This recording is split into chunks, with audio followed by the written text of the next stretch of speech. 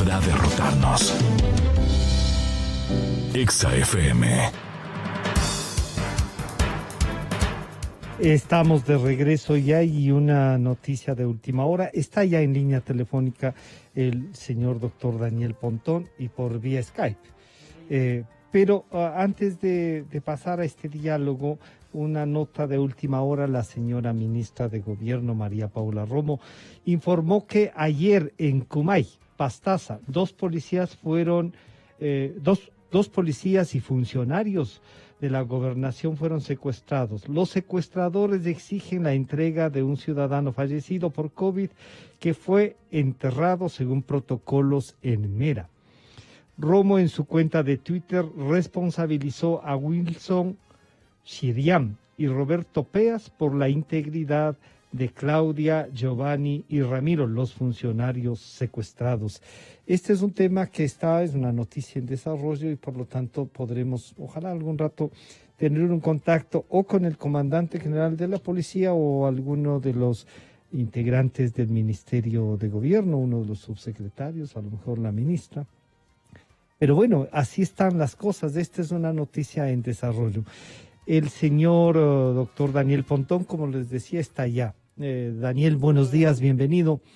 El tema que queremos ver es cómo se incrementó a medida de que se va abriendo la movilidad, de que pasamos de semáforo, se incrementa la inseguridad. Por lo tanto, los delitos comienzan a crecer.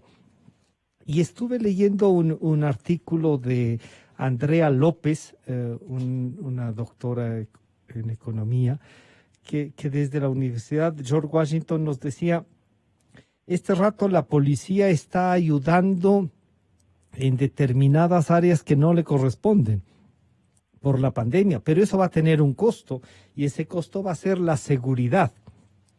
Así es que Daniel, bienvenido, buenos días. ¿Cómo debemos observar esto? Hola Francisco, un gusto, ¿cómo estás? Gracias, bien. Creo que la pregunta es muy pertinente en función de que yo siempre parto que la criminalidad es un reflejo de nuestras formas de vida. Digamos, esta es una de las cosas que siempre debe estar presente cuando uno hace un análisis. Y obviamente la pandemia ha llevado a cambios drásticos en nuestra forma de vivir y eso obviamente va a tener impactos en el comportamiento de la criminalidad. Ahora, a mí nunca me gusta hablar de criminalidad como un todo. Yo creo que hay crímenes, delitos y delitos. O sea, no podemos hablar de un espectro genérico, sino hay que hacer una segmentación por modalidades de criminalidad. Si bien es cierto, lo que presumiblemente, y es algo que se ha demostrado, es que en las primeras semanas del confinamiento lo que se hizo hubo una reducción drástica de los delitos de mayor volumen, ¿no? Los delitos que se monitorea, el robo con las personas, robos a domicilios, robos automotores, etcétera, etcétera. Y también, obviamente, el tema del homicidio, porque de alguna otra forma esos delitos tienen que ver mucho con la interacción ciudadana en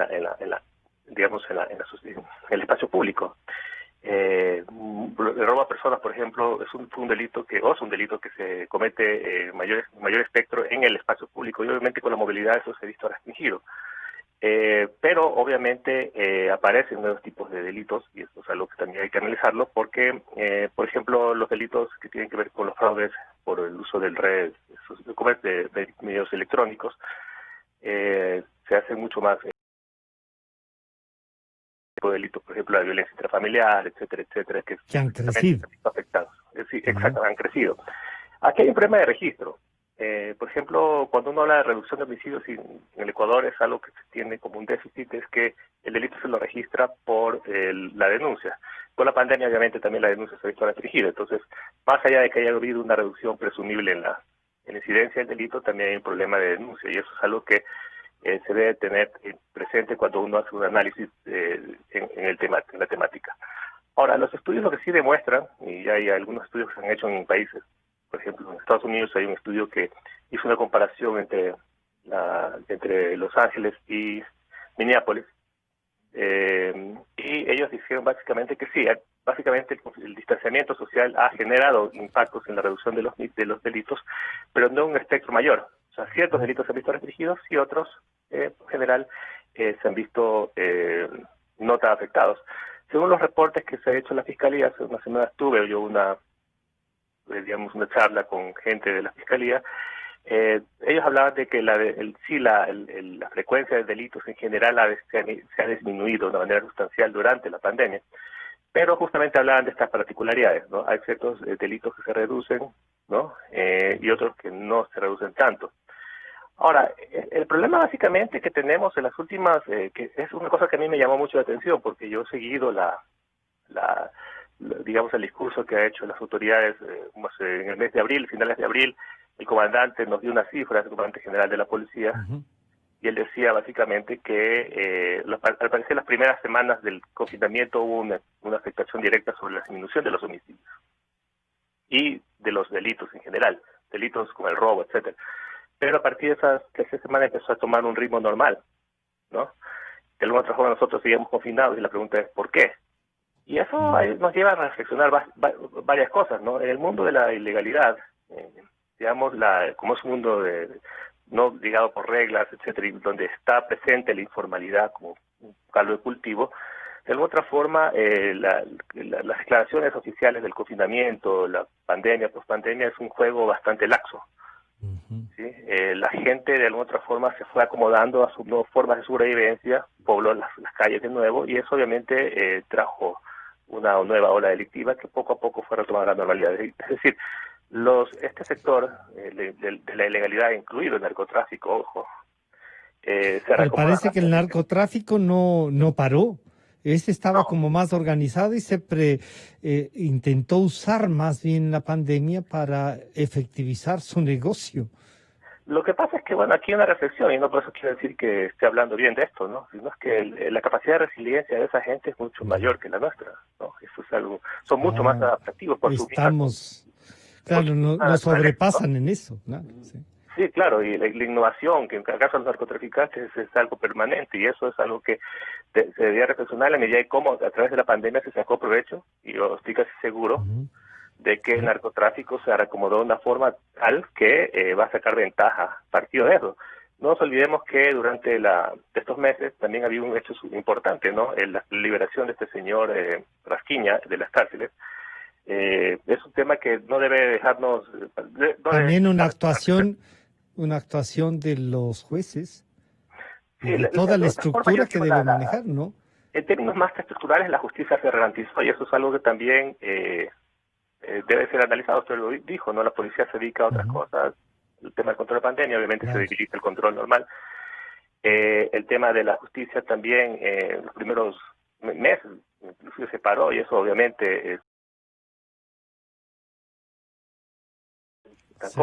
y eso obviamente es percibido como una oportunidad desde la lógica de Gary Becker, que dice que básicamente el delito es una oportunidad, ¿no? Daniel, quiero saludar, está también ya con nosotros el doctor Lautaro Ojeda. Lautaro, bienvenido, buenos días. Estamos observando entonces este comportamiento delictivo, la influencia que pudo o no haber tenido la pandemia en que se hayan bajado los índices. Pero también yo les recordaba que Andrea López nos decía en un artículo, todo esto de que la policía se dedique a unas cosas va a tener un costo. Y ese costo es a lo mejor que ya ahora que estamos reiniciando, y Daniel ha dicho, sí, se vuelve a activar también esta parte delictiva. Y a lo mejor otros actos delictivos estaban funcionando y tuvieron una oportunidad mayor para crecer. Bienvenido, doctor Ojeda, buenos días. Muy buenos días, gracias por la invitación. Saludos a Daniel. A ver, yo quisiera, bueno, hay muchas coincidencias de lo que afirma Daniel, pero yo quisiera plantear una pregunta de entrada. ¿De qué seguridad, delincuencia y violencia estamos hablando? Y entonces allí creo que hay un espectro muy amplio. Seguridad ciudadana, seguridad nacional, seguridad jurídica, seguridad tecnológica, y en la delincuencia de qué tipos. Mayor, vinculada con la corrupción, transnacional, mediana burocrática, menor, etcétera, y de la violencia tecnológica. Entonces eso un poco para señalar el enorme espectro, la enorme diversidad que hay. Coincido con con Daniel en el sentido de que la pandemia, en este caso, ha sido una oportunidad y es una oportunidad para incrementar y diversificar la delincuencia. Su capacidad de adaptación y creatividad es enorme. Yo creo que la inteligencia delictiva, no me atrevo a hacer comparaciones con las otras, pero creo que la diligencia delictiva es muy creativa. Entonces, en ese sentido, datos como era de esperarse, digamos, de que disminuya durante la primera época de la pandemia los índices, porque la policía estaba ahí, el ejército estaba ahí, pero fue una oportunidad también para repensarse, crear por parte de la delincuencia las diversas formas de espacios para entrar en los hospitales, bueno, eso es un problema anterior, etcétera. O sea, creo que ha sido una oportunidad para además naturalizar o confirmar la naturalización de la corrupción, que ahora nos llama la atención quizá porque todos los días estamos bombardeados realmente de casos, en algunos casos nuevamente insólitos, de gente que no creíamos. Bueno, entonces, Daniel, planteado así por Lautaro, uno diría, vamos definiendo por áreas. Si es que es por el tema de los delitos que vienen vía la propia administración, vía la policía, vía las Fuerzas Armadas, vía los médicos, vía las discapacidades ahora, vía la administración de la crisis y de la pandemia, cuando vemos que lo que se discute es unos kits alimentarios si tienen o tienen gluten. O sea, ese delito desbordó. Pero esos otros que se ocultan en virtud de estos que son tratados incluso políticamente y por los medios, parece que se fortalecieron también. Entonces, ¿de qué seguridad, como nos dice Lautaro Ojeda, estamos hablando, Daniel? Sí, con Lautaro, de hecho, yo al principio lo planteé, hay que hacer una separación. Ya. Esta distribución hay que plantearla también, entonces. Exactamente. El tema de la pandemia de la corrupción es algo que nos debe, yo creo que a los ecuatorianos nos ha dejado perplejo ver el alcance de este tema. Al parecer, ahorita en estos 3 meses se han descubierto una serie de dinámicas criminales, yo diría, por parte del uso de ciertas cosas, de temas, ¿no? Pues la contratación en los hospitales, el tema del uso de las carnet de discapacidades, y en fin, va saliendo elementos. De alguna otra forma, la sociedad se ha adaptado y yo creo que va a ser una de las experiencias más importantes en materia de corrupción, cómo de alguna otra forma, al parecer la sociedad está reaccionando, ¿no? Es algo que debemos un poco analizar. De pronto en este momento las pasiones están un poco desbordadas, pero eso también da pauta para establecer, poner punto en alto sobre ciertas problemáticas, ¿no? Pero sí, obviamente no es lo mismo hablar del tema de la corrupción, que ciertamente es un problema y tiene que ver también con delito, pero de otra forma tiene características muy distintas, ¿no? El delito que tiene que ver con lo que estábamos hablando al principio, la pandemia un poco nos toma de sorpresa a todos, obviamente eso ya afectaciones, que es lo que hablé ahorita, pero por el momento no te parece ser tan rápido, o sea, no tan rápido, sino tan corto el tiempo, la delincuencia se adaptó, y ahorita tenemos un problema sustancial que tiene que ver con el tema de la informalidad, el desempleo, ¿no? Y eso es algo que a futuro puede atraer conflictividad. Una conflictividad enorme. Y otra cosa, también estamos en un proceso de restricción de gasto, ¿no? Y eso en el tema de seguridad se va a sentir. De alguna otra forma el panorama... Va a ser más presencia eso. Sí, yo creo que eso nos va a llevar también a replantear sobre nuevos modelos de cómo atender la problemática, ¿no? Hace poco yo leí algunos temas interesantes sobre cómo nosotros actualmente necesitamos un nuevo modelo de gestión de la policía respecto al concepto de proximidad, ¿no? Una cosa interesante, nosotros, bueno, la gente pasa en las casas con mayor tiempo, el pacto, digamos, la transacción que se había hecho con la policía es que la policía pasa en los barrios y nosotros vamos a los trabajos, ¿no? El tema de policía comunitaria. Claro, ¿no? Sí, están ahí. Exacto, pero en este contexto la gente está en sus casas, la pregunta es, ¿se necesita un modelo de proximidad que tenemos? Bueno, habría que discutir eso, pero se hablaba de una nueva proximidad, por ejemplo, el tema de la policía que esté abocada al control de los delitos electrónicos, por ejemplo, que Ese tipo Que de ahora se están volviendo mucho más, con mayor presencia. Y claro, Exactamente. ya. Exactamente. Entonces, de alguna otra forma, eso también nos puede llevar a pensar a una readaptación de lo que se llama el servicio operativo de la policía.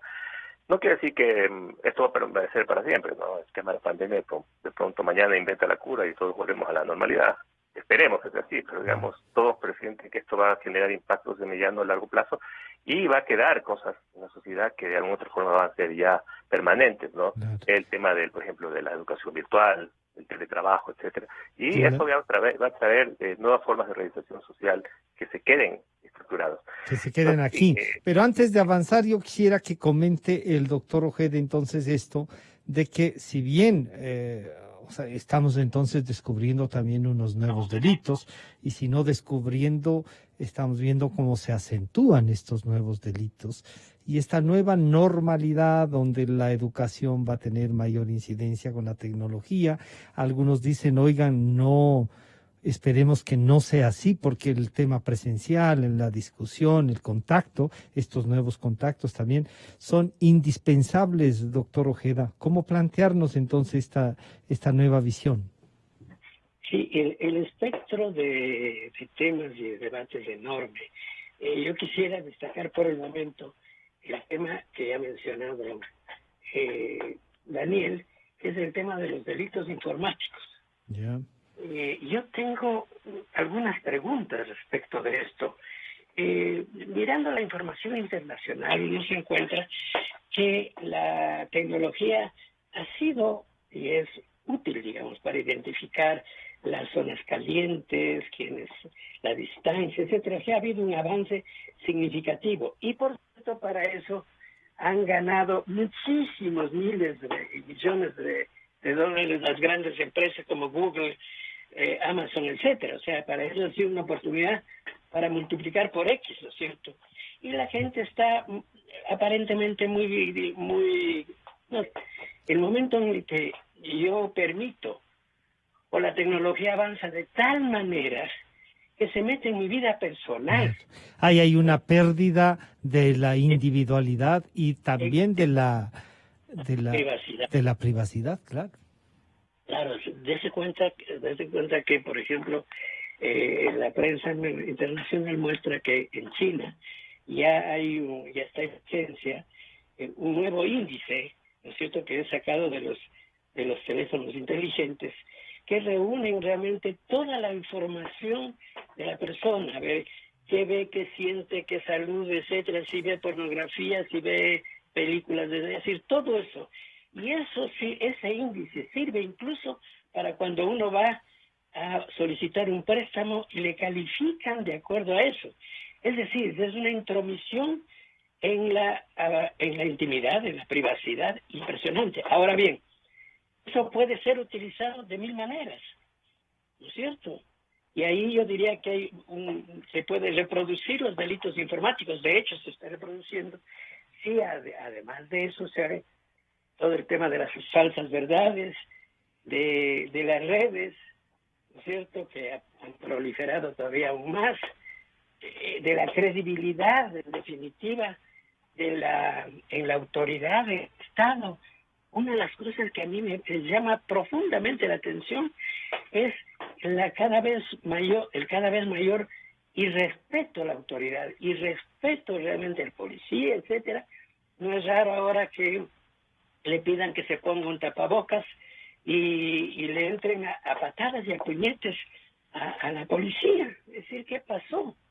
Ahí hay un tema gravísimo para mí, un tema muy... Entonces, en síntesis, creo que la tecnología nos ha acompañado durante esta pandemia, en especial el confinamiento, y su uso se ha vuelto masivo, con sus pros y contras. Ahí hay un tema que realmente habría que tratarlo de manera Específica, muy ¿no? particular, específica, ¿no es cierto? Es decir, creo yo que los medios y por la inmediatez con la que trabajan, entran a ver cuántos mataron, cómo mataron, es decir, un poco una cierta morbosidad en el dato, ¿no? Y además el que tiene el dato tiene la verdad. No hay análisis, ¿no es cierto?, de la proyección, etcétera, nos quedamos con el dato, bajó los índices en esta época. ¿Y qué? ¿Proyecto? ¿Van a seguir bajando? ¿Qué nuevas condiciones realmente se presentan? ¿Qué nuevo ecuatoriano tenemos? ¿Habrá una nueva, entre comillas, normalidad? ¿Qué significa ser normal? ¿Qué significa la normalidad? ¿Regresar a una normalidad reencauchada? O sea, ¿qué significa eso? O sea, implica una revisión conceptual profunda que no es muy bien vista. Los académicos ya están del momento. Eso se va a reflejar claramente en la próxima época electoral. ¿Qué van a ofrecer ahí? La mayoría va a ofrecer más dureza nomás. Y la gente puede adherir a un discurso de dureza. Pero Hay claro, gente que comienza a hablar de pena de muerte nuevamente y le dice, oiga, el Ecuador es signatario de convenios internacionales, pero la gente dice, bueno, pero entonces denúncienlo. claro, y denuncia como bien se ve. La denuncia es cada vez menor, el miedo, el temor, etcétera. Y por otro lado, la ineficiencia, que ahí tenemos otro tema, la inseguridad jurídica, Claro. ¿cierto? Y la impunidad, a pesar de que, no digo a pesar, ha habido cambios, hay que reconocer en la Fiscalía, en la Corte, Sí, hay. Hay cambios que hay que tener en cuenta, pero los de abajo, los de intermedios y los de abajo, sigue todos los días también viendo que le saquen a un criminal confeso y menos lo sacan por las narices. Pero además le bajan la sentencia, le disminuyen a 8 años, de esos 8, de 20 a 8, le hacen cumplir 4 y sale aplaudido por todos los otros. Claro, y además celebrado con petardos y más. Ahí hay un Y tema sale amenazando a la legalidad, digamos, pues, ¿no? Exactamente, es decir, ¿qué peso, qué sentido tiene la legalidad? Ha ido perdiendo, por lo tanto, la autoridad. No es la autoridad que merece respeto. Y yo quisiera que le escuchemos al señor general Patricio Pazmiño, que en este medio de comunicación, el viceministro de Seguridad, Patricio Pazmiño, se refirió a los indicadores de violencia que posee. Sin embargo, él dijo que el ciberdelito se debe tomar en cuenta, como ustedes también lo han dicho. Esto dijo el general Pazmiño. Respecto a los indicadores de violencia, son mucho más alentadores. Hemos experimentado un importante decremento de los principales delitos que nosotros medimos. En este sentido, tenemos una reducción del 40% a nivel del país. Siempre somos muy transparentes en afirmar y en decir que esto también puede obedecerse a las limitaciones que ha habido para la denuncia, pues nosotros trabajamos con la denuncia. Igual, una vez que vayamos volviendo a la normalidad, estaremos midiendo si este decremento se sostiene o comienza a tener algún otro tipo de manifestación. Pero en efecto, estos son los datos. Estamos muy conscientes que esta nueva normalidad puede repotencializar, dinamizar, o si así lo quiere decir, los ciberdelitos, la ciberdelincuencia. Desde luego, la delincuencia organizada internacional, transnacional, ha estado contenida y seguramente cuando vayamos abriendo las fronteras, las actividades económicas, comerciales, ellos también tratarán de recuperar el espacio, más allá que, como hemos dicho, no se han detenido, ¿no? Bueno, Daniel, en esta última ronda les pido, esto es, y lo que decía Lautaro, claro, esos son datos, pero ¿cómo proyectar entonces una política de seguridad ciudadana en medio de todo lo que ustedes nos han hecho reflexionar?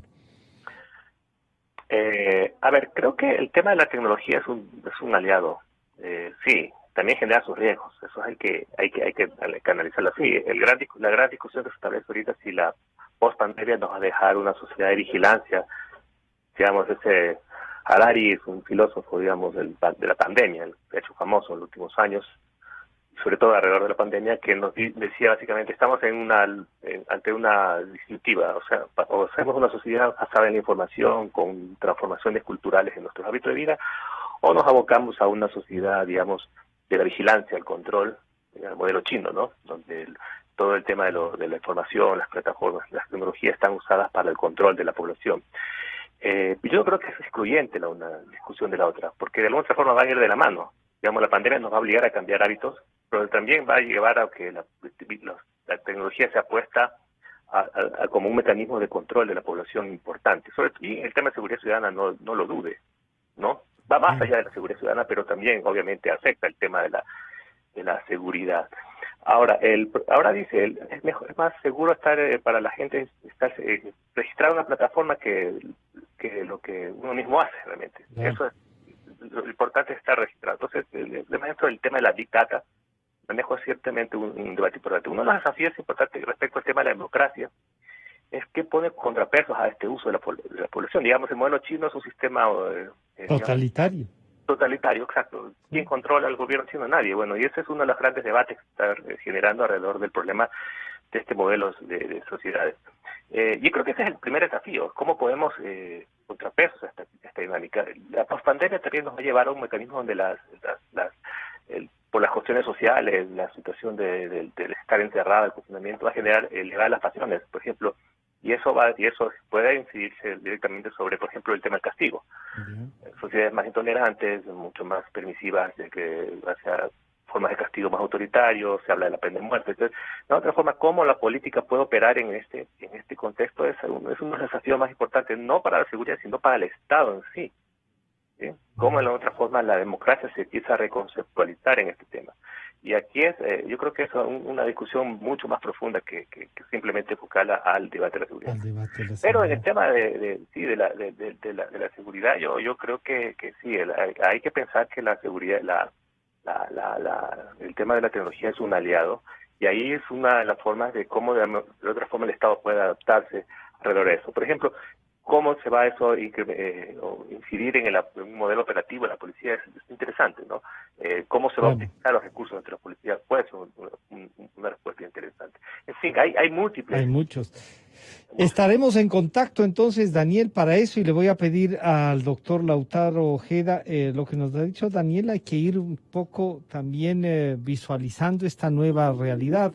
Doctor Ojeda, entonces, esta posibilidad de visualizarla, poniendo en específico y garantizando la individualidad y por lo tanto nuestros derechos y los derechos humanos, porque uno dice, claro, pide un transporte de estos a los que puedes llamar por teléfono, queda registrado a dónde se fue, a qué hora se fue, cómo estaba, a qué hora salió, y en definitiva después dice, revisa el récord le ubican en dónde ha estado toda la semana. Eso puede servir para muchas cosas, pero también para perder nuestra individualidad.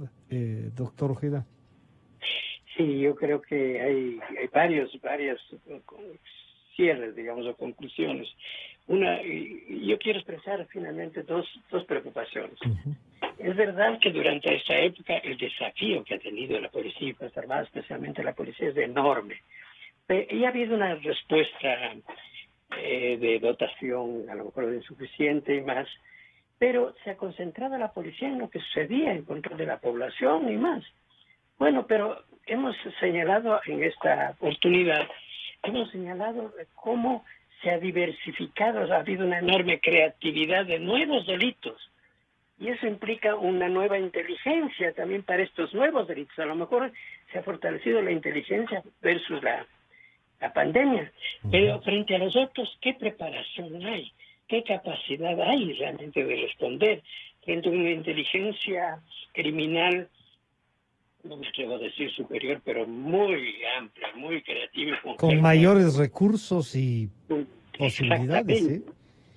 Ahora, vale la pena también pensar, se había planteado Daniel, a ver, ¿cuáles son los países exitosos, entre comillas, en el enfrentamiento la mayoría son países de carácter populista, dictatorial, ¿no es cierto? Entonces, eso significa que la democracia no sirve o no es apta para, y entonces la mano dura, la tolerancia cero, etcétera, todo este discurso duro de penalidad, por ahí hay que ir por ahí creo que realmente no hay que ir, pero lo otro sería ser blandos, lo otro sería realmente muy grave en la percepción de la sociedad.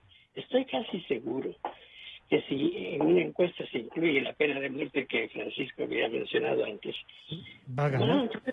va a ganar largo, Sí. largo. Entonces, frente a este aspecto tan tremebundo, ¿no es cierto? Este aspecto, creo que hay tareas fundamentales. Tenemos que repensar la seguridad entonces. Exactamente. Y ahí ustedes, dos catedráticos, nos pueden ayudar a repensarla. Se cortó, creo que lo de Lautaro para concluir. ¿Sí? No, creo que se nos cortó. Daniel, una última cosa, esto de repensar. Ahí está, Lautaro, sí está. Lautaro se nos cortó un poquito. Decíamos esto de repensar.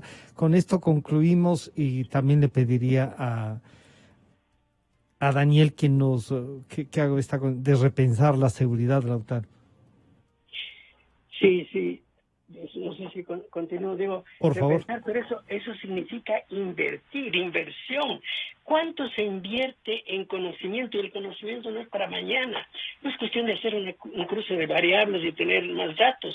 Eso es importante, pero realmente, ¿qué recursos? ¿Qué tiempo demanda? ¿Qué universidades están preparadas? El de Flores está muy bien. Uh-huh. De todo este fenómeno, ¿quién nos va a dar luces? Es el conocimiento, creo yo. Daniel, con usted culminamos este diálogo, entonces la academia debe comprometerse más, además de lo que hay que exigir también al propio Estado en su conjunto, ¿no? Esto de cómo visualizamos nuevamente, Daniel. A ver, yo creo que la pandemia lo que ha hecho es que más bien el Estado, en general la sociedad, un poco se apalanque en los dispositivos, en el pensamiento que de alguna otra forma ha estado vigente en materia de seguridad, ¿no? A mí lo que me interesaría es cómo de alguna otra forma, por ejemplo, se habla de que la lucha contra el terrorismo en su momento que se llevó a desarrollar mecanismos de identificación facial en los aeropuertos, mecanismos de control de la población bastante sofisticados, también están poniéndose en boga para el tema del control de la pandemia en general. Y eso es un tema que habría que ver cómo de alguna otra forma los sectores se van nutriendo y van haciendo diálogos intersectoriales, digamos, para un poco ir abonando a solucionar cierto tipo de problemáticas. Una de las cosas que yo coincido con Lautaro es cómo de alguna otra forma le vamos, y eso tiene que ver con el futuro de la seguridad, poner límite a esto, ¿no? Yo creo que se viene una época de mucha dureza en el discurso, en la demanda ciudadana frente a los temas de seguridad.